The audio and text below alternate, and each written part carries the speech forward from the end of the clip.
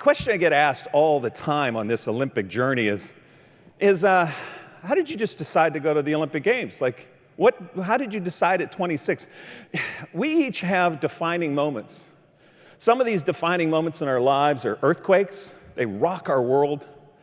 And some of these are just little detours that changed our direction, our course, or set our course.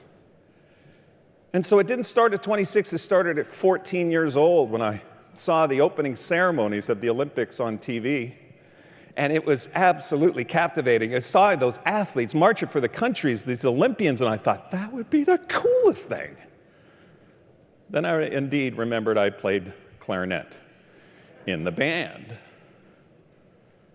So in a defining moment, and a moment of emotional intensity, and a moment that could be construed as an earthquake, we always make a decision at that moment.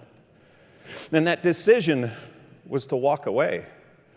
The opening ceremony was captivating, but I decided to walk away. We're creatures of what? Habit. We're creatures of decision-making habits, and some of these habits we're not aware that we actually have.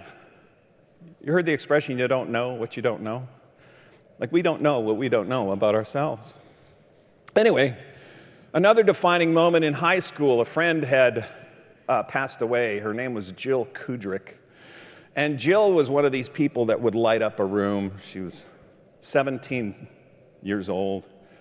She would smile and the world was a better place. And she had heart failure on a Monday. It was in May. And by Friday, all of us in our high school were at this funeral. Has that ever happened to you back in your high school years? Something tragic? That's a defining moment, an earthquake, if you will. And I made a decision right then and there because I realized I might not live forever. We all did. We all realized we're not immortal. Made a decision to do everything at least once. Do everything at least once. As long as it was moral, ethical, and legal. Whatever. So, for me, legal was more of a guideline than a rule. But anyway, so, let's not get bogged down in details. Okay, keep going. Wandering on through life, defining moments. Traveled around the world, came back from this world trip, and a buddy comes up and says, Vince, you want to try luge? I was 22 years old. I said, yes. What is it? Do you know what luge is? Yes, the one-man sled, one-person sled where you lay on your back going, help, all the way down. Well, this sport of luge, the only track at the time was in Lake Placid.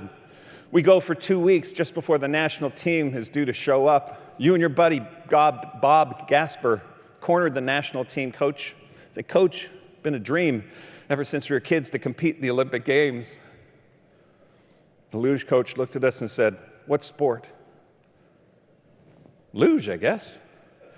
And I'll never forget what she said. She said, but you suck.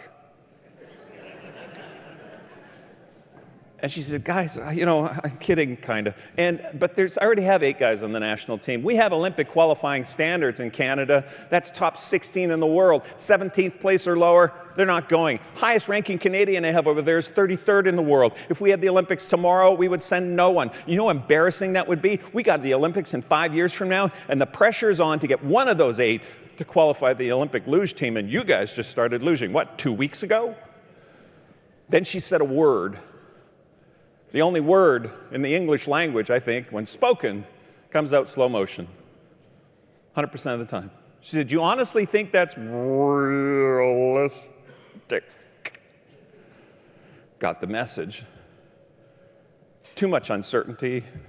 Quit the sport of luge. Walked away. Fast forward to the opening ceremonies of the Olympics in Calgary. Happened to get a ticket for those opening ceremonies. Folks, when I walked away and quit, Bob Gasper heard the same message, went home, quit his job, bought a luge sled, and went to Europe to luge on his own dime. He stepped into the uncertainty, and he was marching in the opening ceremonies of the Olympic Games.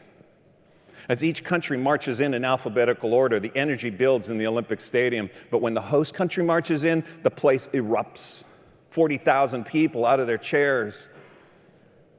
Folks, the place went silent. There was no sound.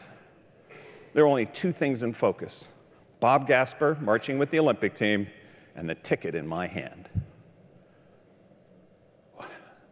You know, I'm put in this motivational speaker category at times, and it's almost a given that what's your aspiration? What do you want to create? What do you want to build? What are you doing this for? Is it for family? Is it for future? Is it to help other families? To make money? What will this money provide? But it's also discomfort that inspires us. And the discomfort of regret, of not ever knowing if I could have been on that Olympic team, was so intense. That answers the question, how at 26 years old did you just decide to go to the Olympic Games? My challenge to you is aspirational in nature. What do you aspire to create? Are you so clear on that? But also, what is unacceptable to occur? What is something that would cause so much anxiety or regret or pain that you just never want to experience that? Fuse those together, and it'll throw you into a decision of engaging in something where there is no certainty. In this case, it was the sport of speed skiing.